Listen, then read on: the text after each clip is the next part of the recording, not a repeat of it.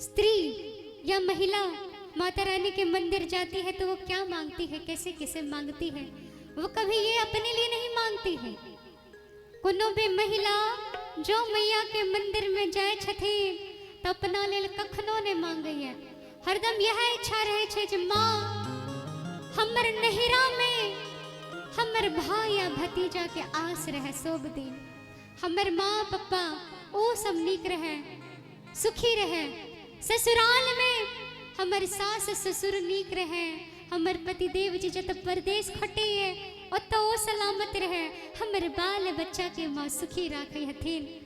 तो बड़ा सुंदर सन भाव में कैसे एक महिला माता रानी से सभी के लिए मांगती है, इस गीत के माध्यम से सुनाऊं।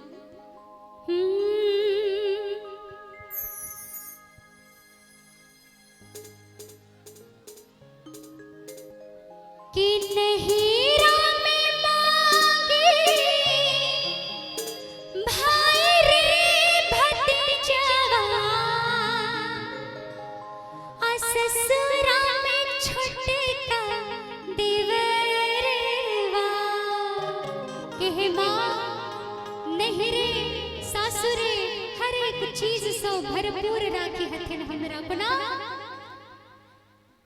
कि नहिरा में मांगे भाई रे भतीजवा, आ ससुरा में छोटका देवरवा। और माँ की सिसिया दी है मैया के बनल रहे सिनुरवा। आइए म्यूजिक के साथ 1 2 3 4।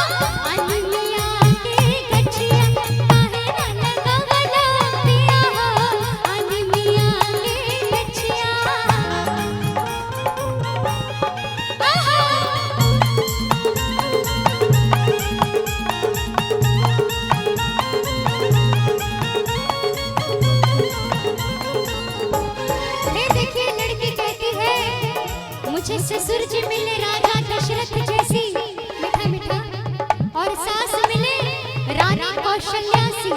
कितनी अच्छी सास है, कितने अच्छे ससुर जी है। तो लड़के मांगती है मैया से क्या, अरे राजा दशरथ जैसन ससुर देहा, रानी कौशल्या सन सासू माँ।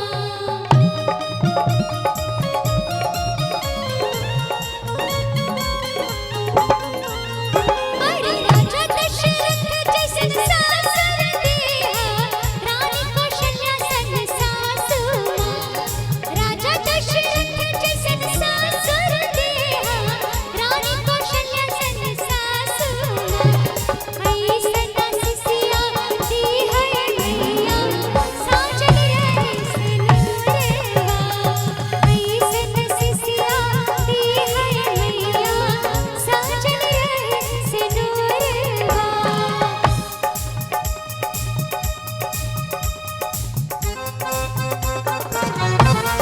जय हे मैया।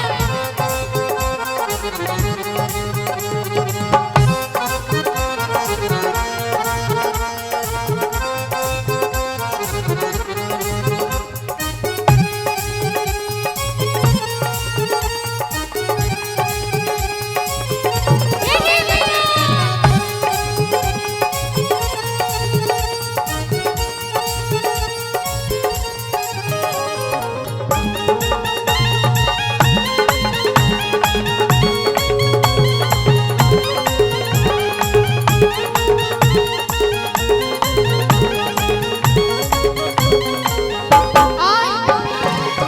अक्सर कुंवारी जो लड़कियां होती हैं वो व्रत करती हैं मैया रानी का, किस लिए, ताकि उनको राम जैसा वर मिले, पति मिले। तो कहती है मैया रानी से क्या,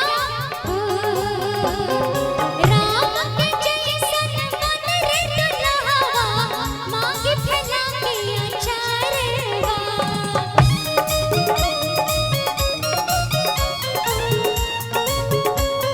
हे माँ, राम के जैसन दुल्हा देहा, मांग फैला के अचारवा।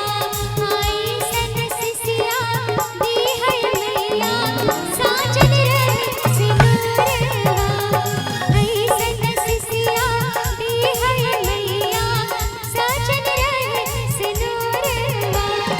बादल रहे नैहर गाय मैया, बोलल रहे ससुरवा।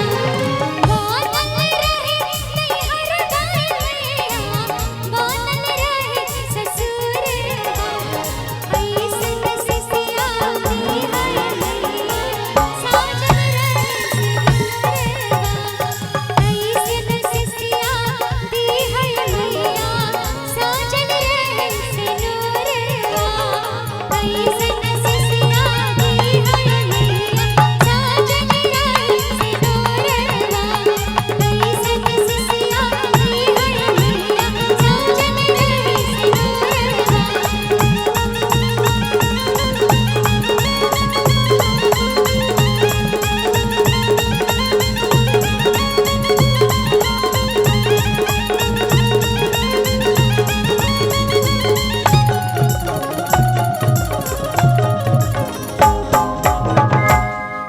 क्या बात है, क्या बात है, जोरदार ताली हो जाए।